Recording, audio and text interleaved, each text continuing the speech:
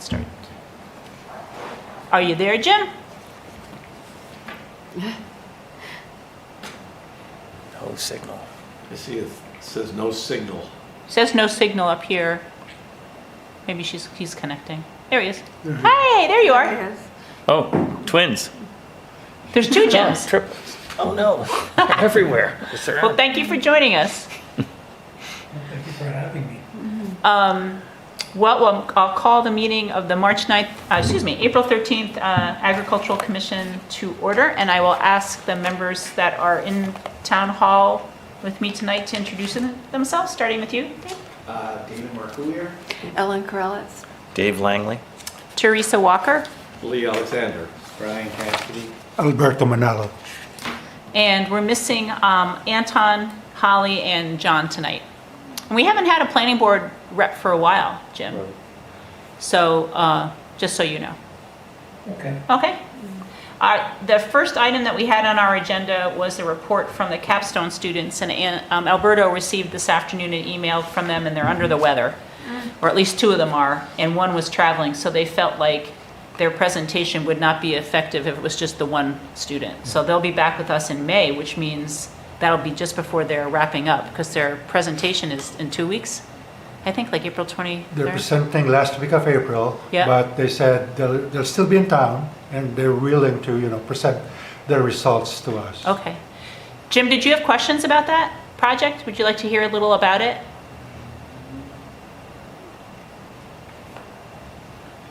Oops. Oops. I'm not hearing you, sorry. I apologize. I'm going to keep it on. Are you just looking at minutes? I don't know anything about the project, so I'd love to hear a summary, but I don't want you I to. can explain it briefly if you want. No, Lee and Alberto are mentoring some capstone students, and they can fill you in. Jim, this is a geographic information system project using the town's GIS database, and in particular to look at the proposed setbacks for coastal as well as inland waterways and rivers, both tidal and freshwater. The setbacks will, in some cases, proposed will be greater than what they are at present. For others, there are new areas that weren't included previously. This is something the Conservation Commission is working on. So the capstone students will then, using that information, establish the proposed setback zones and then look at where these are in proximity to agricultural lands that Teresa identified as being currently under some form of agricultural activity. Not necessarily all the historical lands or potential future, but if someone were to say, well, what would be the likely impact, or would any of these be affected by the proposed setbacks? That's what they're looking at. Yeah, so I am familiar with the Conservation Commission's initial proposal, and actually did quite a bit of looking at the setbacks. So I'm very interested in what they come back and present to the commission. The good news is the students aren't judging the setbacks per se. It's just if these are proposed, then using the GIS database as a mapping tool, you can say, well, it would affect X number of farms. If the setback is a less distance, it might affect some type of agricultural activity, maybe not hay fields, but cornfields or something. Beyond that, it's not to be judgmental. It'll ultimately be a planning tool. And Michael Berent, in particular, was quite keen on using this for other things as well, not just agricultural lands. Right. And we submitted this project to Capstone, not in a judgmental way either. We knew what the Conservation Commission was thinking. We all understand the water quality mission behind it. So it was really a curiosity thing. Like, so how could we, because if people were coming to us saying, what are the impacts? We were like, don't know. Mm-hmm. So the Capstone students will help us answer that. And it's more it's more than just the setbacks from the Great Bay and Right. tributaries, because that zoning affects setbacks for rivers, wetlands. Yep, vernal pools. Things like Yeah. vernal pool, Yeah. things all throughout Durham. Yep. Thanks, Lee. So that's the scoop on that one. The next, you all set? Yeah. Yes, thank you. It's so, like, I spent so much time watching the Artemis mission with, like, people like this. Like, you saw all the NASA people with their screens. We never have anyone join us, Jim. You're probably not surprised. Or on Zoom. So I just feel like I'm in mission control right now. Like, like you're in space. I don't know. And I apologize, I do look forward to joining you the next time. With this assignment, I just had some issues getting coverage for actually a rescue dog that I have. So, Jim, you came before, was it 2 or 3 years ago, 4 years ago? Yeah. Yeah, you remember I did, before. Yep, before that. Glad to have you back. and I enjoyed it. Well, thank you. Our next agenda item are minutes of the February and March meetings. So the February meeting I had missed because of lambing, and so you guys might have seen that draft I put together because Dave kindly took notes, and I could look at DCAT. But couldn't get all the attendance there. So who was at the February meeting? Alberto. I was there. So Dave. We didn't have that many. I don't think No, we you had didn't have a quorum. quorum. We didn't even have a quorum. You didn't have a quorum. Yeah. I was there. Ellen was there. Do you guys I was remember? there, but there was no quorum. I think Who it else was there? I know, I just had to put in the basically minutes who just was the there. 5 of us, I Right. think. It was just, I think that was it. Yeah. okay, I just want to do it. So with that correction or amendment, I'll entertain a motion to approve those February minutes with the proper list of who was in attendance. I move that we approve the minutes of the February meeting. Is there a second? I'll second. All those in favor? Aye. Brian, you want to? Abstain? Abstain? I wasn't on that one. Okay, and I'll abstain too. I'll abstain. So the motion passed, and then we have the minutes from our March meeting too. I move that we approve the minutes of the March meeting. Thank you. Is there a second? I'll second it this time. Thanks, Dave. All those in favor of approving the March meeting minutes as presented? Aye. I think we were all there, so that's good. The minutes passed. Thank you. Correspondence? None. Unless I'm forgetting something that I shared with you. I think the only correspondence we got was today from the capstone students saying they wouldn't be with us. After that, we've got AgCom vacancies. So I should have welcomed Jim. Thank you, Jim, for joining us. And then I should thank Brian and Alberto for both putting back in for serving on the commission. So that's greatly appreciated. Thanks to you both. Ray stepped off the commission, Ray LaRoche did.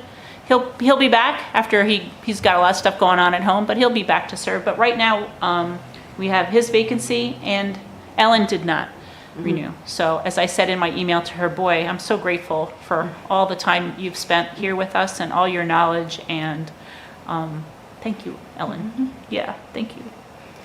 But that leaves us with 2 vacancies that we've been advertised in Friday updates. So spread the word if you have friends. Like, I don't know, anyone that you came across in your neighborhood gardening activities? No, not that would Yeah. do it. It's the first time we've had a vacancy, and all the time that we've had, usually we have someone kind of waiting in the wings, which is very complimentary, but we do have them. So I don't know anyone, David, anyone in your neck of the woods? You got a food production hotspot over We here. do. Yeah, I'll ask around. I'll Ask the around. neighborhood. Yeah, they got a lot cooking over there. So we need to fill those 2 vacancies.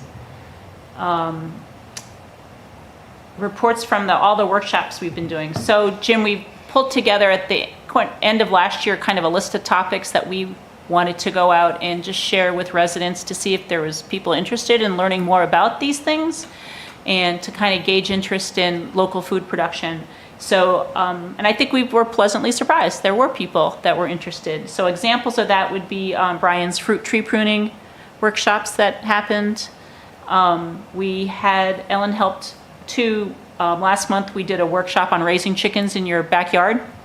So we met here at Town Hall, and we had Katrina McKay, who's the livestock specialist with Cooperative Extension, who I work with a lot, she did a great presentation. We had 15 people here in town who were interested in this. Some of them had chickens in the past and were going to reboot. Some had been thinking about it, and we had a couple of people who probably weren't going to launch right into it this year, but they wanted to learn more about it. And I think they all left realizing they could do it. And then Ellen graciously hosted people back at her coop in her yard so they could see. Some people went for that and some people didn't. yeah. But we had, Katrina did a great job, really a ton of resources that she shared with that. And then last week, Ellen, oh, you didn't, Dave Anton was with you, right? Yep. And Anton led a workshop down at McFarland Greenhouses on seed starting for your gardens. And you had 12? At 11 people? We had 11 people. We had 2 that were going to come, but there were a couple, and she was called in to do an open house for a colleague who had gotten sick. So those 2 couldn't make it. And then we had a couple that were going to be out of town for the workshop. So I got together with them individually about 2 weeks before the workshop and kind of went over a bunch of stuff. So it went really, I think, reasonably well. I guess Anton would be a better. He did, and actually what Anton said to me was that Dave did an amazing job, and he said, I'm emailing you after this workshop to say what an amazing job Dave did and how much information he shared so well, because he's going to downplay it when he meets with you, was what he said. So. But it appeared to do reasonably well, and then there's one that showed a lot of interest and wants to come out and learn Sorry, stuff. Mr. Langley with the microphone. Can I brother. do some feedback? So this one gentleman is interested in coming out and doing hands-on stuff in my garden to learn things. So I said, sure. Any extra hands? It's fine with me. So yeah, that's going to be productive. He's really interested in growing some of his own food. I don't know where they live right now, but see if we can't, give them as much help as we can. Yeah. Well, thank you for doing that. Yeah.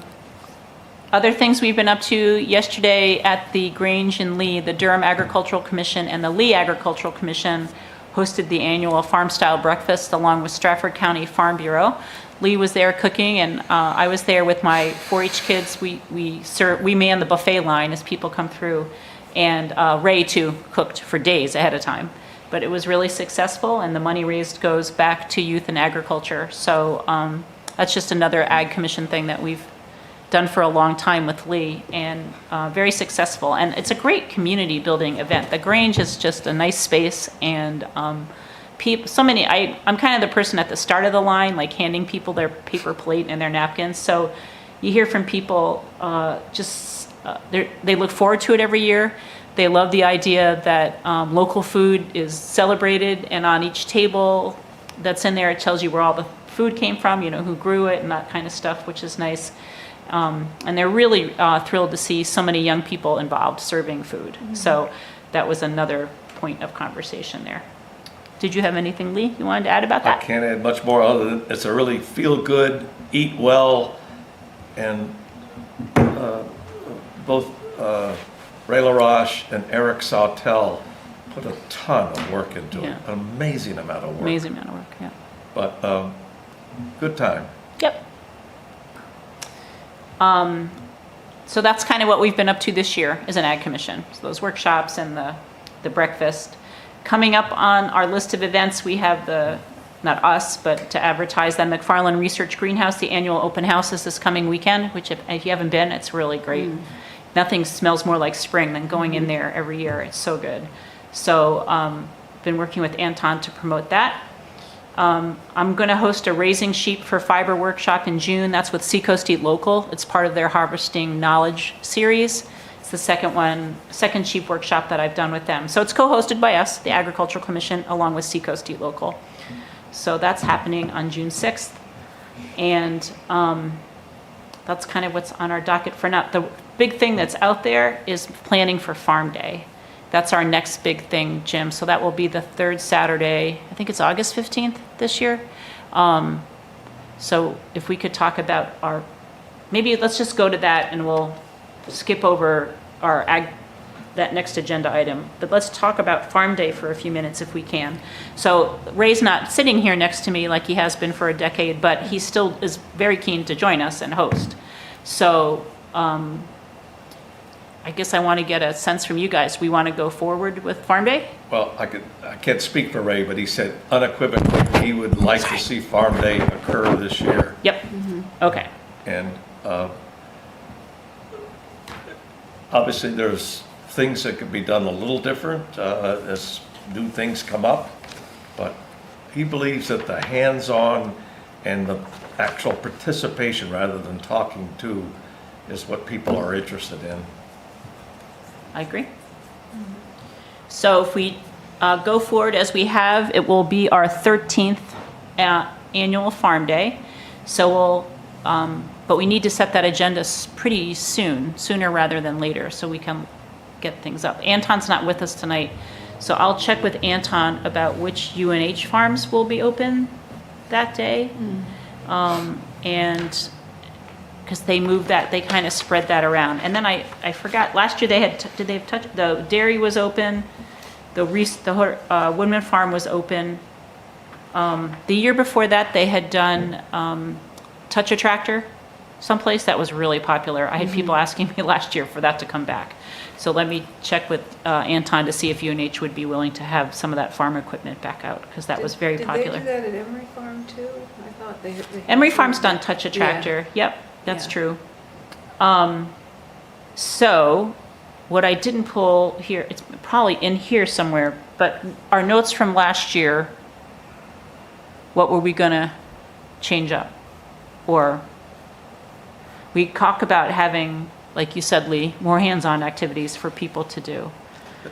That's what Ray and I were talking about. He says more hands-on, and that's what people seem to be really keen about. So last year we had, Ray's was open, my farm is open, I'll do that again. You did a garden tour, Dave. You want to do that again, or? Sure, I could do it again. It was really well attended the first time, but Right. last year was, Not, there was only a couple, yeah, So, like 4 people. well, give some thought to whether, Yeah. if you want to do that, or maybe do something at Ray's. Well, I did raise as well. Well, yeah, you so, did both, yeah. So, I'll do that same routine again, I guess, if we want to. Okay, thank you. Yeah. Donna Lee, Hickory Nut Farm in Lee will probably join us again. We'll have Emery Farm. I'm assuming the community gardens would like to do something. I'm sure, yeah. Teachy's, Copple House, I'm sure will be, and then I'll check with Anton about the UNH farms. And Dave, I didn't know if your neighborhood, was there something over there you wanted to do? That's a good question. I don't know where we would do it. I was thinking though, maybe something more along the lines of a workshop. Yep, Just do one of them on Farm Day. okay. Just because there's call for more hands-on stuff, Yeah. more interactive stuff. So like the food fermentation one, maybe? Yeah, maybe. That would be great. Yeah. Yep. So I think we'd have to run it the same way, which is people would need to register. No one really needs to register for Farm Day, but maybe you'd want people to, so you could get a handle on. Yeah, let me reach out Yeah. to the spot to Was make Freedom sure. Cafe? Yep, Yep, yep. okay. And see what they have to say about. That would be wonderful. How about bees for Farm Day, Bee Man? Yeah, we'll do it again at Emery Farm. Probably be this year, there'll be also a tour of the beehives and some of the bee harvesting equipment, that type of thing. So it won't be Okay. just tasting, it'll be more activities. Tour and tasting. Hands-on. Okay. What about scything? We've done that a couple of times. Yeah. Yeah, there's interest sometimes when we get out there. Yep. I remember 2 years ago, it was a big hit. Yeah, yeah. And now Last year was a little I still like have the anything. video Right. of you out there. Yeah. And we did it last year, and there were, there were a few people just kind of like casually watching, but not the level of interest that we had the previous year. But I did convince Dave's wife to get out Yep. there and sling a scythe. Yep, she Yeah. swung She it. actually enjoyed it, yeah. I think. No, she did, yeah. Unless she cursed at me all the way home. Ray, also, yes, composting, has that been done before? last year, the Integrated Waste Management Committee was there with a table with composting. I think for the last couple of years, they've talked about it. Okay, politely, I remember what he said. There wasn't much activity Oh, at I the see. table. Okay. Because there was really no hands-on, this is how we compost, this is what it looks like when you start, this is what it Okay. looks like when you end, this is how long it takes, this is the type of Yep. setup you would need. Well, let me check with Nell to see if they could pull that together. Right. Where they could offer people how to set up a compost pile and how to manage it. Okay. Do you Okay. think we could do more of a push for people who are involved in the town government committees to come to Farm Day? Because I don't know how many people who have served on town council or the planning board or even the town manager, Yep. to actually come, because Yeah. I feel like we have to promote our value, and I feel like, the fact, I don't even know if Todd or Michael have ever come. I remember Yeah. Todd being at the first or second one at Ray's when we did a sheep shearing demo. Yeah. Because I think that makes a difference, when things come up, especially when it comes to, trying to, how we're going to use land. Yep. That's really what is so important. And I think it would And be- how to use the commission too. Yeah. Yeah. So, I know we advertise it and everything, but I just wonder if there's a way to maybe encourage it a little bit Yep. more.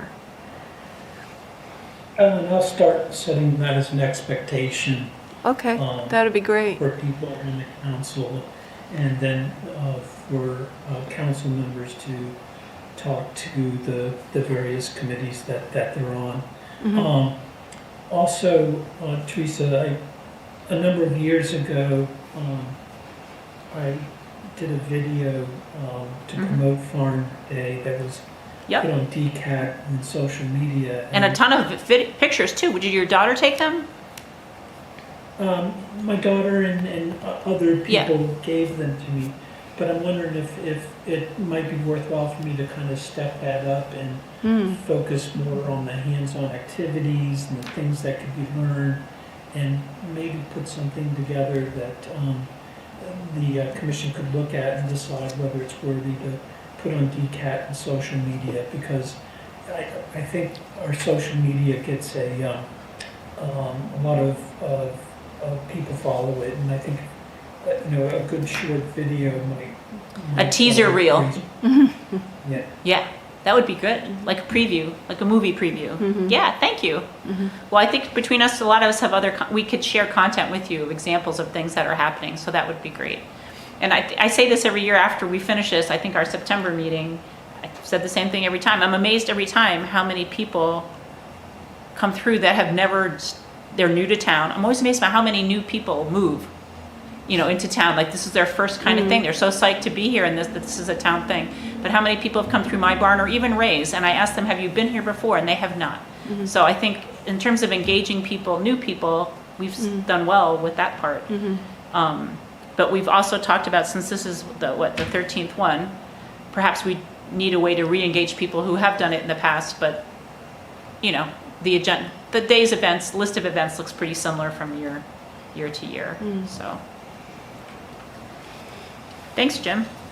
Todd did ask all the boards and commissions for kind of a list of a work plan or a list of things that we would be doing that he could share.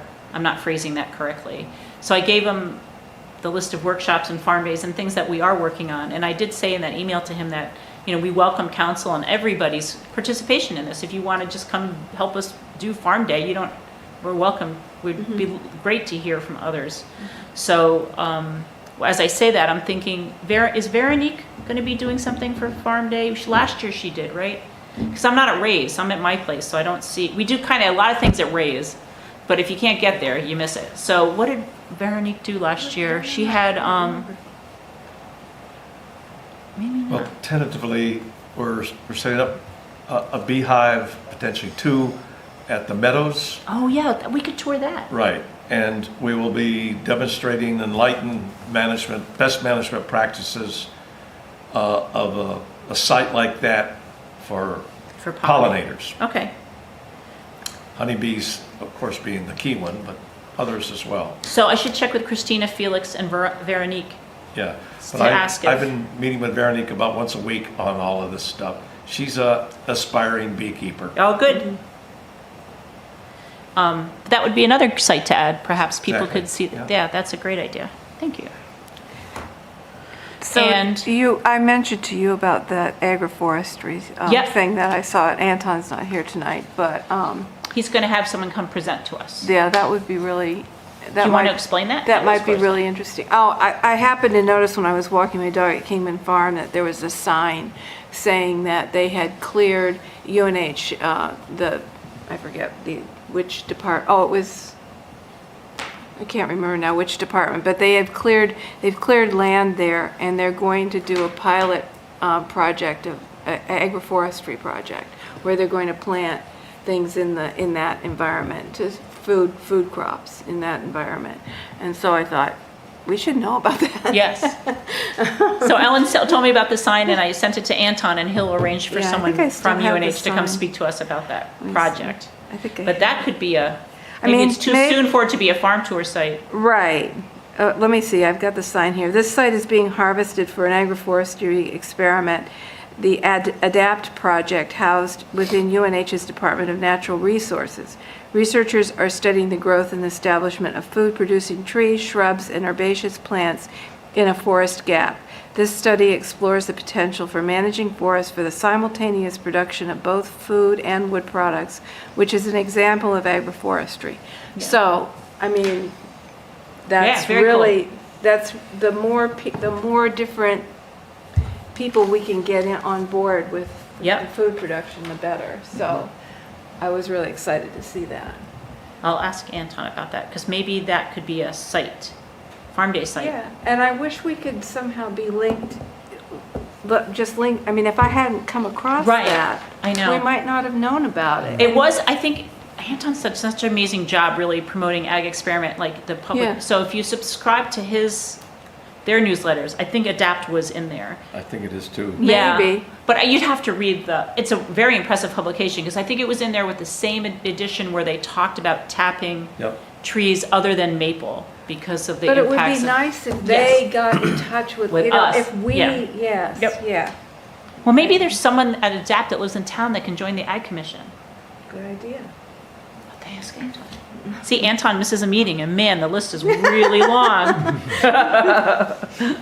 This will teach him for sure. Exactly, yeah. Okay, so we just need to give some thought to Farm Day, because my friend Laura will make the brochure for us again, or, you know, the social media stuff. But she needs we need to kind of give her the final list by the middle of June. So we just need to get our ducks in a row kind of by then. So, thank you. These are all great ideas, though.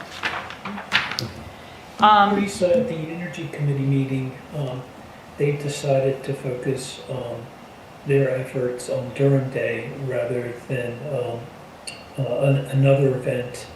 And I'm embarrassed to say, I don't know when Durham Day is going to be this year. It's normally in August.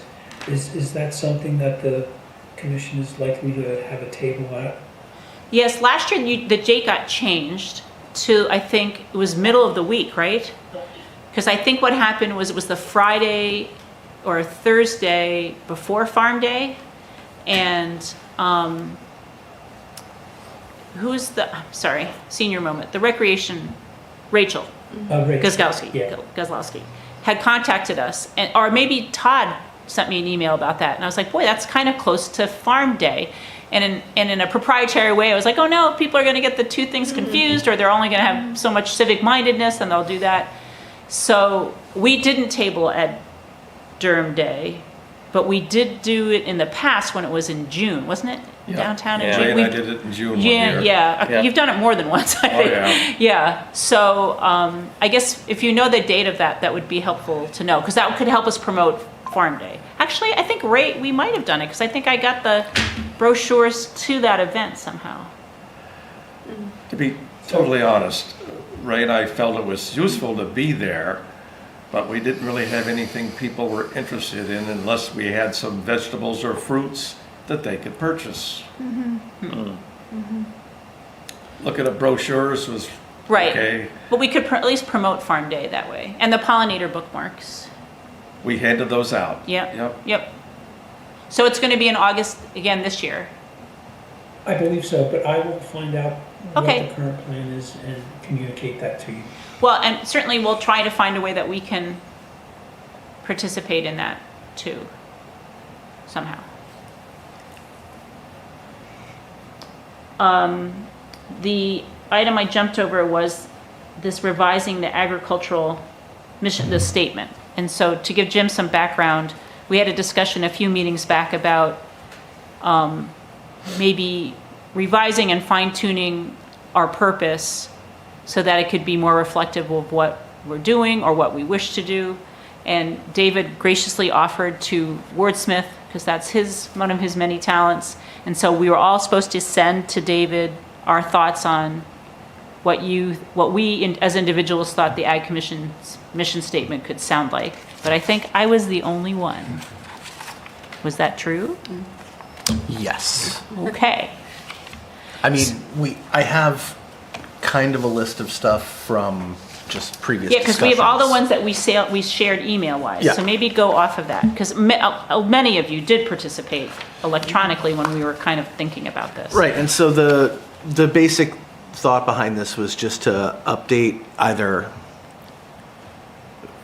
There's also some talk about how much leeway we have and whether or not we can edit Change our mission the mission statement as it is, or whether this would be some sort of just addendum or side statement or whatever. Well, I think the exactly, statute but- that enables ag commissions has like that specific language, but I think we can Right, certainly. which is, say what survey and we inventory, want all agricultural in addition. resources, right? Yeah, in right, addition.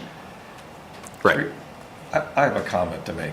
Yeah, I'm not opposed, I'm all for taking a look at the mission statement.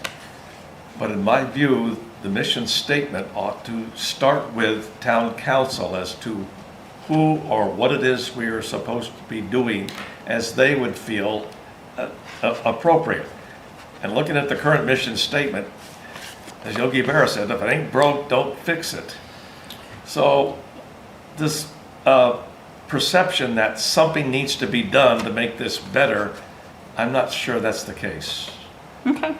Now, Jim, if you and your colleagues would take a look at it, and if you say, this looks pretty good to us, then we'll know. If it's not, then other changes could be made. But for us to come up with new and better things to do, I'm not sure that's the purpose of a mission statement. Yeah, and maybe Well, and the as language it's- I'm using is wrong, it was kind of goals, so. Right, and, I remember. and as the mission statement is written, it's just legalese from the resolution that established it, and it's not a cohesive mission statement of any kind to begin with.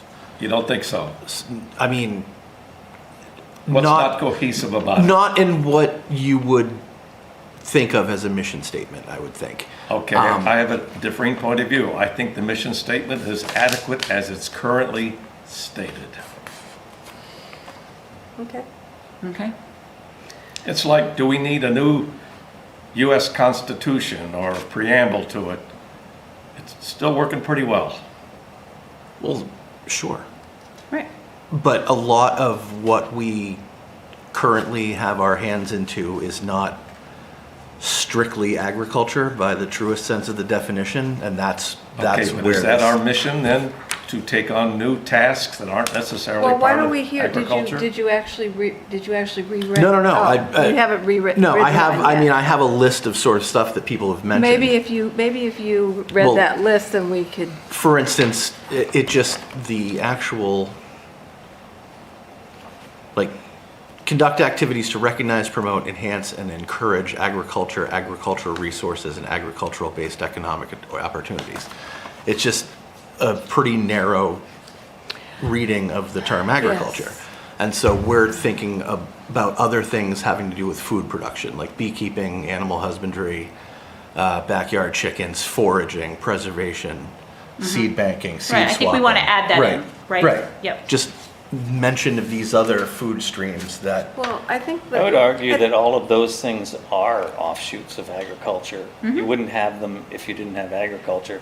There'd be no need to preserve food. 'Cause there Right, would be but I no think we want to food. add those to the But description. I Yeah. think the reason we started this was because we were stumbling over people's conceptions of agriculture. Right. And we do not have agriculture writ large in Durham. We have Or in New all- Hampshire. We have all of these other kinds of activities that, yes, they are agriculture, but I think when you think about the way the general public views agriculture, Right. it doesn't really fit what They see we do. Tyson chicken when they think agriculture. Right, and They that's part of see- a stumbling block you that know, we've there's- had, because when I see people, big fields the of corn. agricultural commission comes in and says, okay, we'd like to enable livestock in these zones, everyone goes, yeah, because they think agriculture, and that's not really what we're talking about. So the whole reason I thought of why this whole idea of rethinking this came about was because of that problem, that we felt like agriculture defined, we need to redefine agriculture so that it fits what we consider to be agriculture. And that would Not engage more necessarily people. redefine it though, but more just expand the definition, right. the thing. Because one of the points I was trying to make was this idea that we're not going to see an increase of traditional agriculture No, we're in not. Durham or anywhere near us, and that people in the future are going to have to be somewhat responsible Right. for growing some of their own food. Right.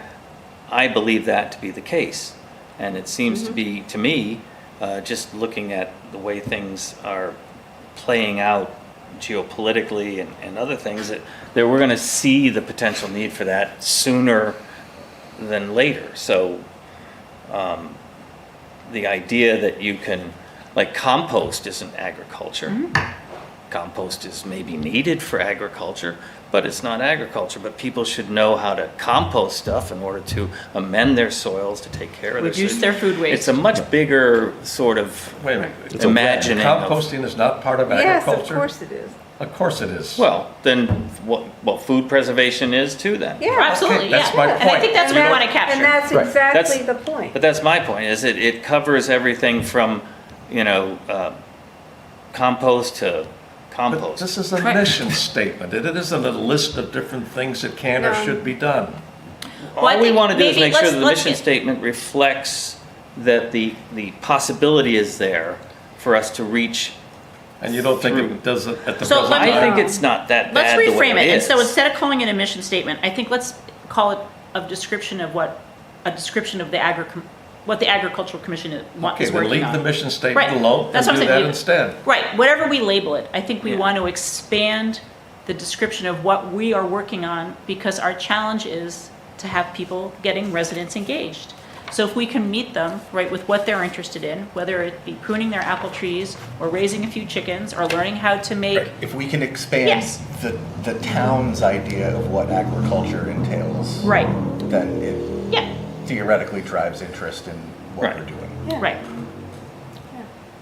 So if you could still pull that together, Yep, we'll do. that would be great. Does that help? Yes, I think it does. We can share it with the council and all the other boards and commissions and say, here's what we're up to, would you like to join us? And the energy committee might too, with whether it would be agrivoltaics, or the integrated waste management committee can with composting, whatever. I think there's probably some common denominators with the conservation commission too. Okay. Old business. We've talked we already covered these. The other AgCom workshops, the beekeeping ones, Lee will be working on, and then maybe we'll do food fermentation on Farm Day, which would be huge. Yep. Yep. Other AgCom initiatives, and we can explain these to Jim if he's not familiar with them. These are things that we've been working on for a while. They've kind of been put in the old parking lot as we work because we don't really know how to move them forward, and we really welcome your input on that. Dave's worked on an amazing spreadsheet. I'll let him describe it. And, well, or no. Better to show than to show. explain it. But we had met with Audrey and Michael. It was an idea, Jim, and Dave can correct me if I'm wrong.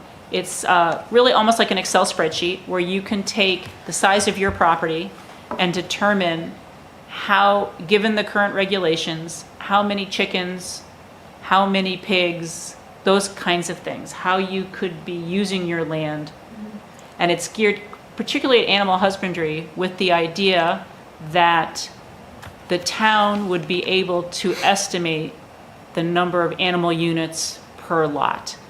And that came about, and these guys can correct me if I'm wrong, but when we worked on Route 4 and changing that RC zone to a zone like ours, because it has so much prime farmland and has Emery Farm and Wagon Hill Farm kind of farms out that way, Sunrise Farm, Sunrise Farm.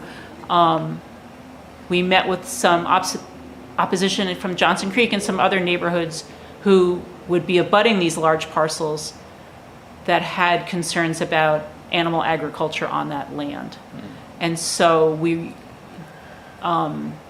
it led Dave to this moment where he was trying to calculate, really how many could you put out there given BMPs and zoning? It's more in line with the idea that it doesn't matter what you raise, it's whether or not your piece of property can support what you'd like to raise, and using the amount of land area you have available for that to determine the limits, rather than say everybody in town could have 4 chickens in the A and B zone or whatever. But not every property would necessarily support that or be able to support that, and some may be larger than others. It was an idea to broaden the idea beyond chickens and turkeys, and because some people may not like chicken or turkey, maybe they want to eat rabbit, or maybe they want to have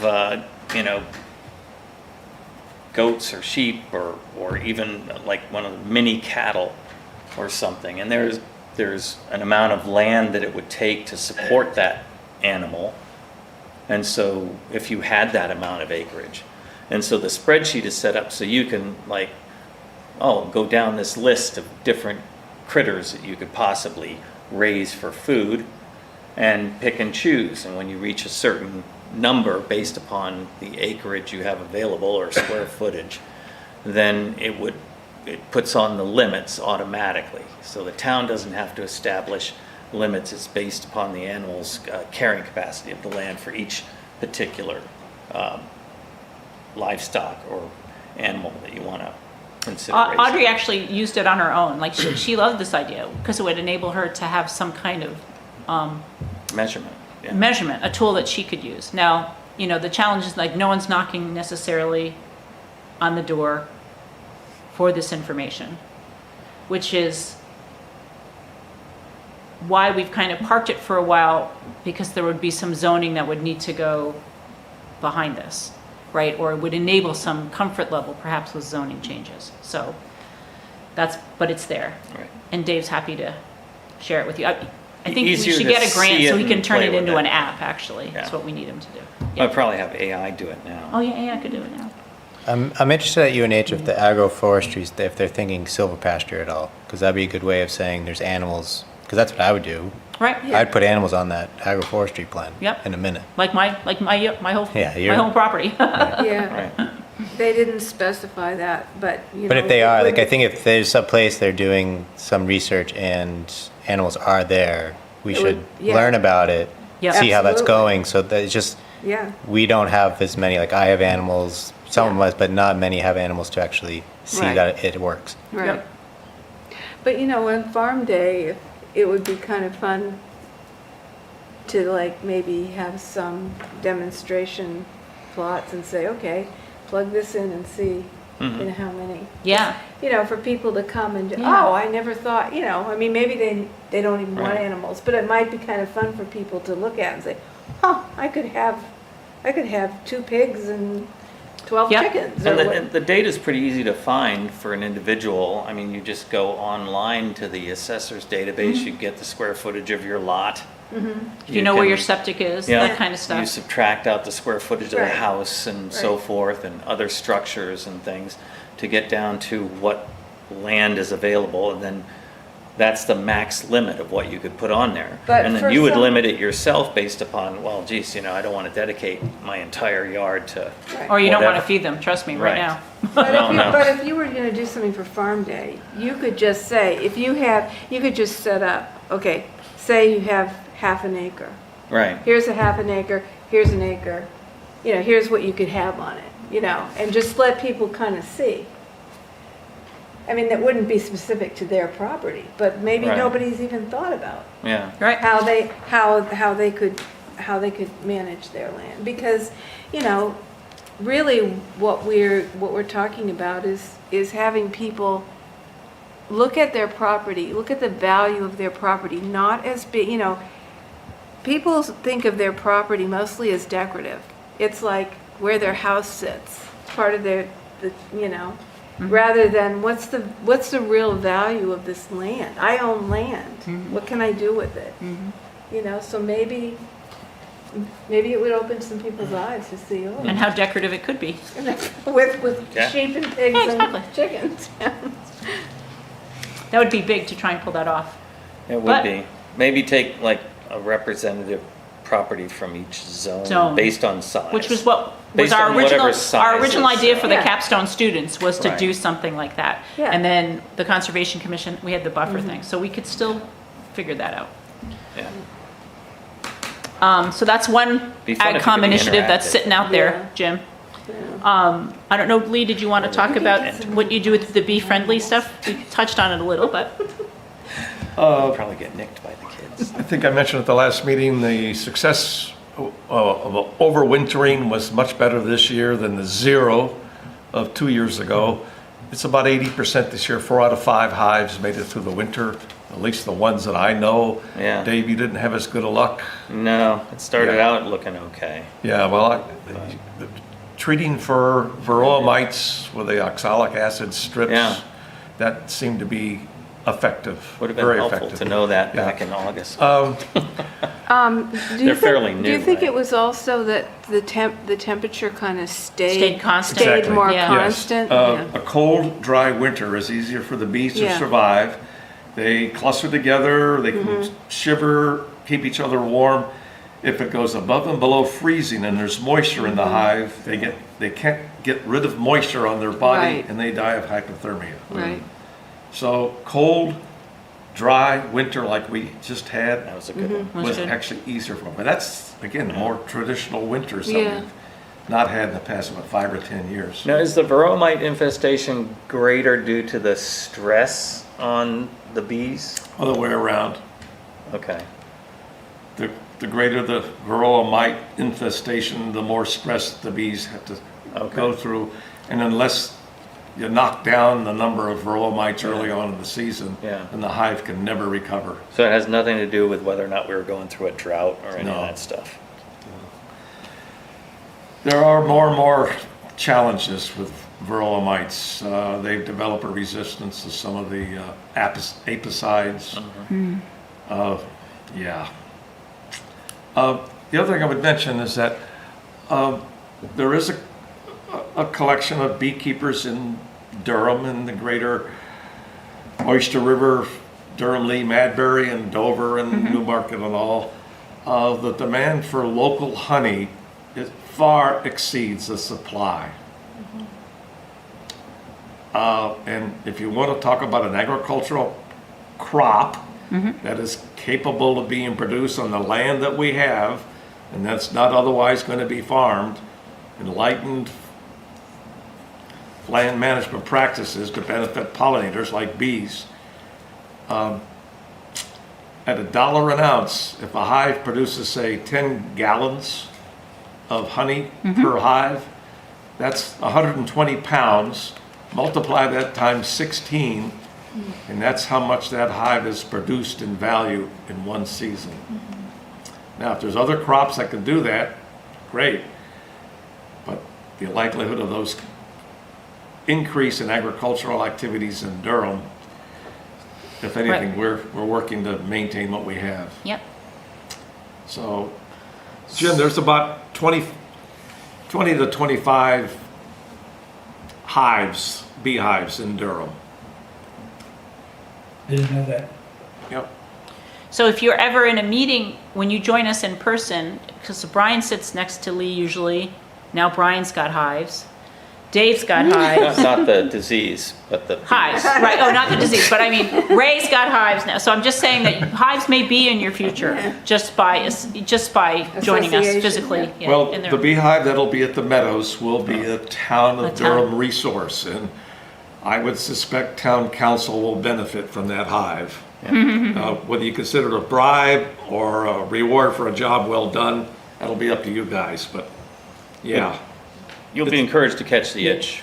Yes, you'll be encouraged. But Veronique Lovington she's a human tornado. She's anxious to get going on this. Hives would be a nice addition to our pollinator gardens. Yep. Yes, Yep. that would be great. Brian, did you just want to mention, share with Jim, like the farm and garden, the mentors? The thing, it's kind of the label I assigned to what you do, but explain a little bit about that community building work that you do. Sure. My practice mostly is, there's a lot of things I love doing: shepherding, beekeeping, sugaring, gardening, beekeeping.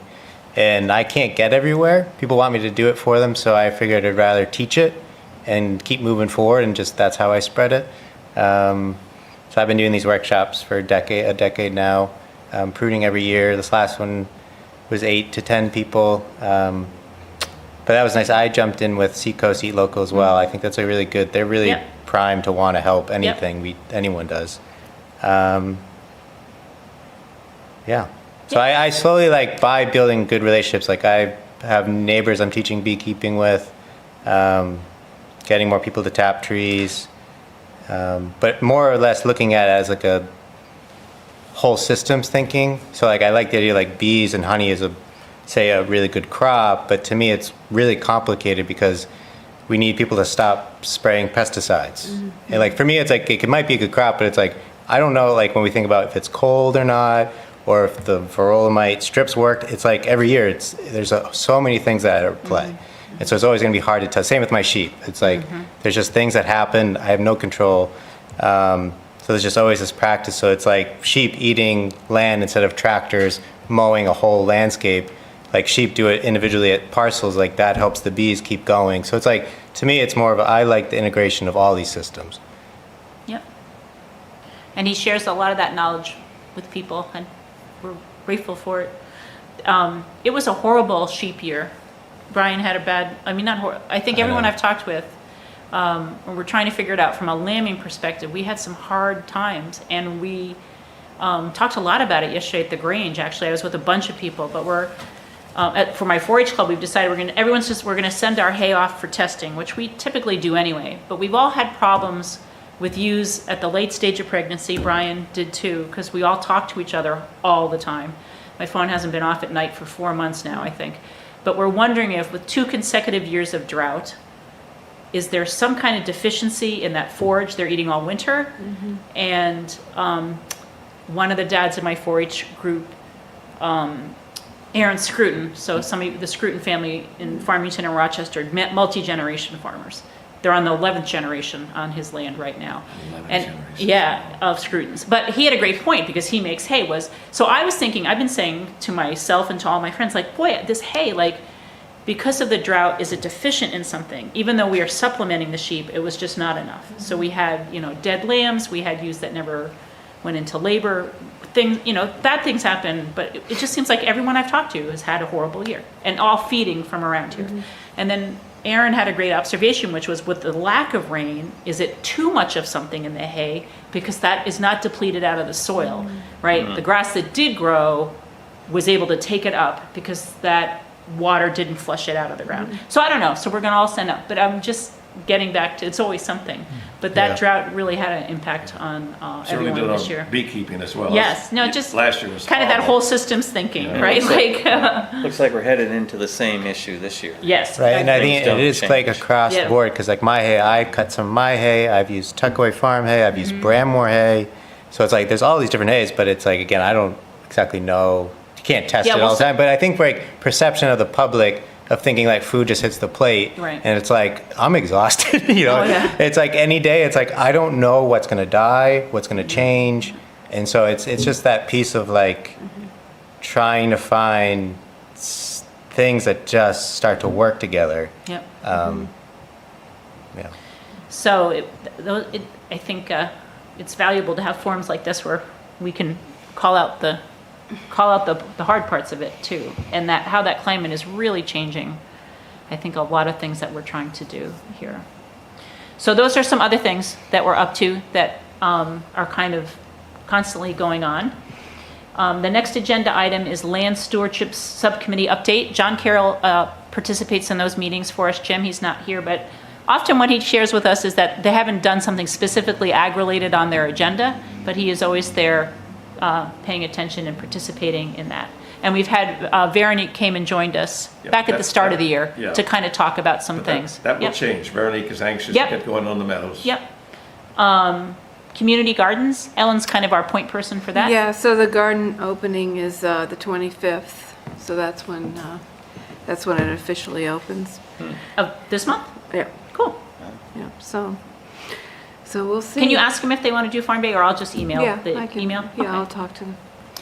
Farmers markets, the Seacoast Eat Local Summer Market will have a new location, the M&T Behind the Bank. bank. Yeah, parking lot.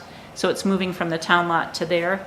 And that was a joint venture of Seacoast Eat Local working with Todd and the town. So it will have a new location there. The winter markets were just really strong for Seacoast Eat Local. So that was great. And so hopefully we can help try to support that momentum in going into town. I think that back lot gets people going through the back of Pettybrook, that way. We'll see. I feel like up on the hill there, we thought it would be very visible in the, what do we call that parcel? 66 Main. Yeah, 66, I call it the old frat, where the frat house used to be Yeah. parcel, but Right? so that was visible there. I think more for pedestrians than for cars, but this, at least people, if they go to that spot, are gonna be able to look over the chain link fence there or whatever and see that, oh, it's over there now. So that will be good.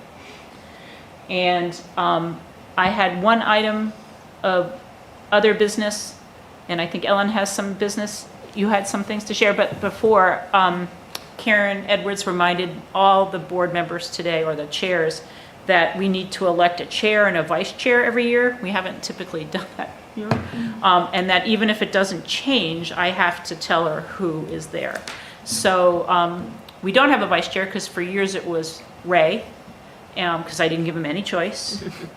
But if someone else would like to be chair or someone else would like to be vice chair, raise your hand, talk about it. She's So- looking at Dave. I'm looking at Dave. I'm looking at all of you. Anyone want to be vice chair? I nominate Dave. No, I can't do it. Dave doesn't want to do it. Not a heavy lift, as you know, right? Or maybe we don't. I guess I don't know if we have to have one. It's nice to have someone if for some reason I can't be here, like February. You gotta nominate Anton. Oh my gosh, yes. Does someone want to nominate Anton? Excellent idea. That'll teach him again. Yeah, that's so funny. Well, am I to stay as chair? Absolutely. Yeah. Okay. Yes, absolutely.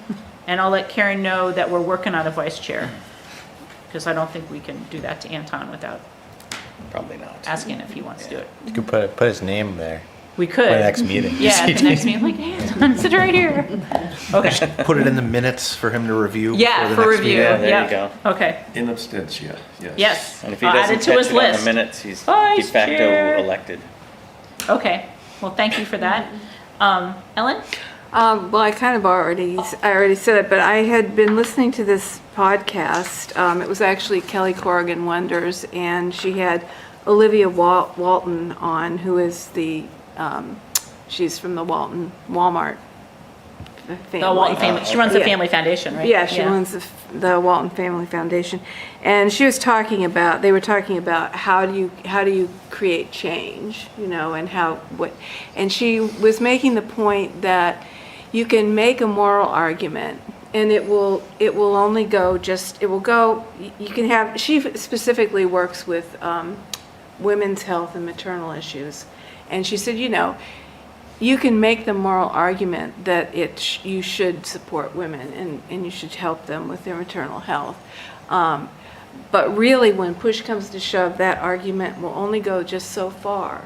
But if you really want to make change, you have to make the case for how doing that is going to have widespread value. Really, it's going to have value. And you can't just rely on making the moral argument, because basically you'll get the people, it's kind of like preaching to the choir. Right.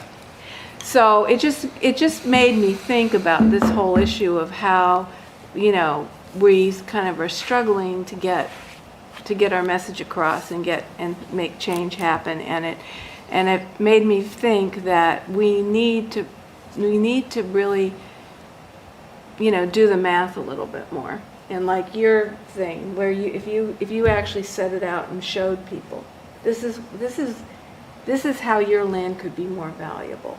I just feel like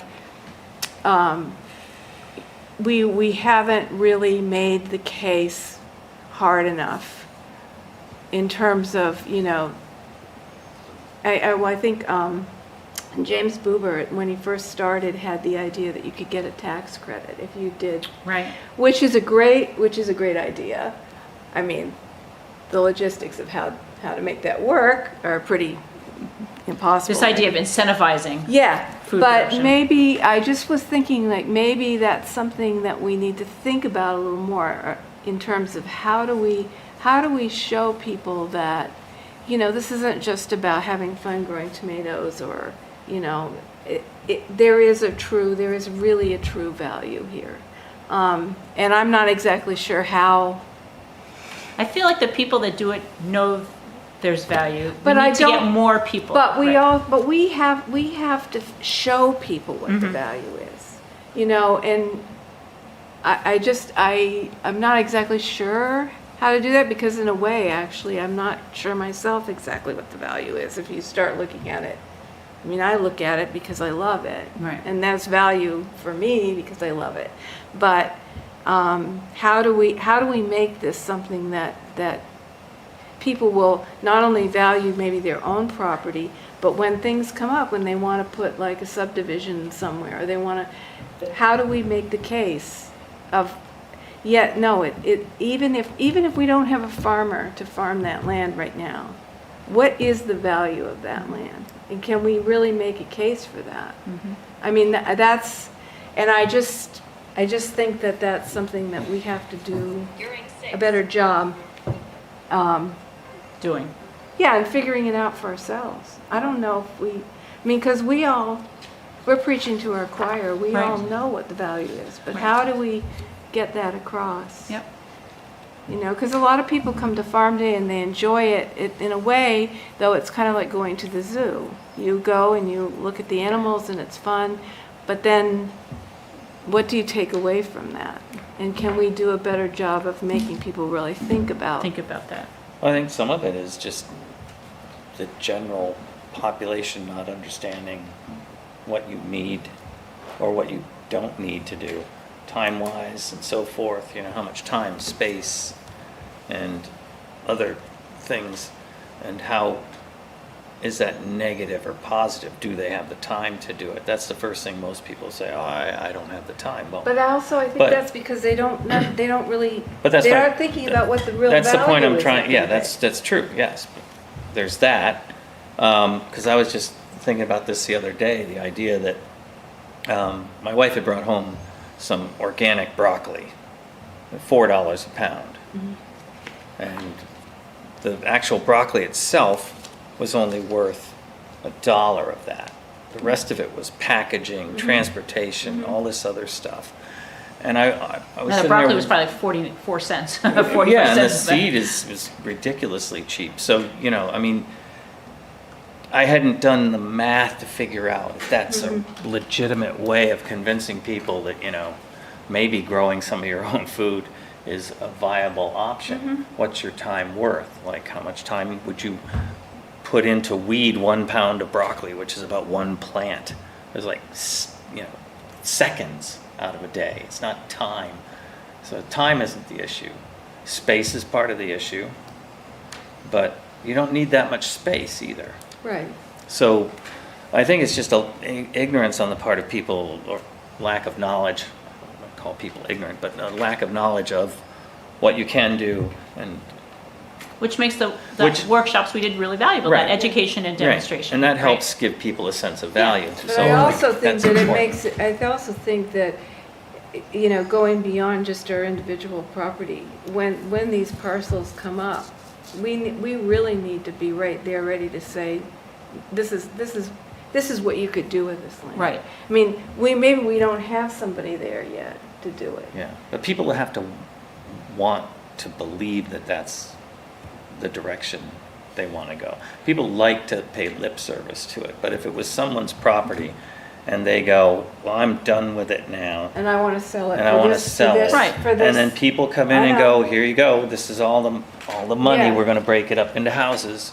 I know. And I so know. that's a far greater incentive than to preserve it, which is, you have to believe in land and Right. be a part of it as opposed to an owner of it, to grasp the difference between the commodity that we've turned it into. Yeah, but That's why how we- can we as a commission get people to understand? Yeah, I don't know. How It's- can, I don't know. I think the need for housing pressure here is Great. all over, is 40 years as a regional planner, I've never seen the incentivizing of producing housing as strong as it is now. I'm not saying. And it's all I'm not saying unaffordable. it's. No one yeah, can buy it. I'm not saying it's No one- bad, I understand, but it is crazy right now, Mm-hmm. that need, or that just real consensus from the State House down to really incentivize. right. Yeah. Well, then we better all learn how to I grow know. our own On food on food. our But own there- place, yeah. on our own patch, because, It brings it back. yeah. Yeah. Yeah. But Well- that's the problem with house. I think that that whole thing started when we made housing a commodity and not a living space. That you purchased a home, you kept it for a period of time, and then you sold it for more money than what you bought it for. And over time, that just builds to the point where now we have people, you have to be 40 years old now to be able to afford a house. You need to be making $150,000 a year to buy a house. Two of you probably would need to be making that. It's gone insane because it's a commodity. It's not a living space anymore. It's how much can I make off of it when I'm ready to downsize and leave to my kids, there's stuff like that too. So I don't know what you do to fix it. I think it's gonna break at some point, and then people are gonna have to rethink everything. Okay, but I'm not sure this pertains to agriculture, Right. so. Well, I think we've taken It's steps with the adjacent. workshops, if we can, that type of thing. But Yeah. I want to thank Ellen again for sticking with us for so long. We'll miss Well, you. I'll volunteer for farm day if there's Okay. anybody needs Okay. an Well, extra pair of hands. we have that in the minutes. How many years did she say she'd do farm day? For perpetuity. Okay. Yeah, look at Ray's already off and he's still doing it. Yeah, so there you go. So thank you, Ellen, very, can very, never very much. actually leave the And for commission. sharing all Yeah. your knowledge too. It's like the mafia. Just when I thought I was out. Exactly. It's kind of like being the chair, I guess. Any other business? Okay. Jim, did you have anything? Sorry, I should have looked up. Just a couple questions and a couple things. One is the town council is going to be working on goals. And if it's okay, I'd like to send the current goal to the members to provide me any feedback and comments as to the types of changes you might want to see, if any. So if it's okay, I'll send that out to the folks. Yeah, thank you. Curtis did that too, and this we always week. had comments for him. Oh, yeah. So just be warned. I think some of your comments were actually incorporated. Yes, they were. into the goals. I think all of them were actually, yeah. And Dave, I just want to let you know that typically, every 2 years have a project where I download the assessor's database into Excel. And I'm really just about at the point where I'm going to be doing that again. So I'd like to reach out to you and make sure that I'm capturing, although the information is limited, capturing, all the information that's available that you think you might be interested in going forward. And then Alan, one question for you. You said the community garden's open on the 25th. I'm assuming that's Wagon Hill, and I was wondering if there are any openings or if all the plots have been taken. I don't know. If you would have to get in touch with the people on the board, which is on the website, to see who's in charge of membership, and they would know if there are any plots available. Yeah. Okay. Thank you. Well, I'll start between now and our meeting next month. I'll draft in a farm day agenda of the first kind of punch list for that, and then we can fine tune it from there. If you could check, Dave, with Freedom Cafe to see if you could use it. I'll check with Anton, let him know that he's got a vice chair opportunity awaiting him, and the other stuff. Is there anything else that we should be doing between now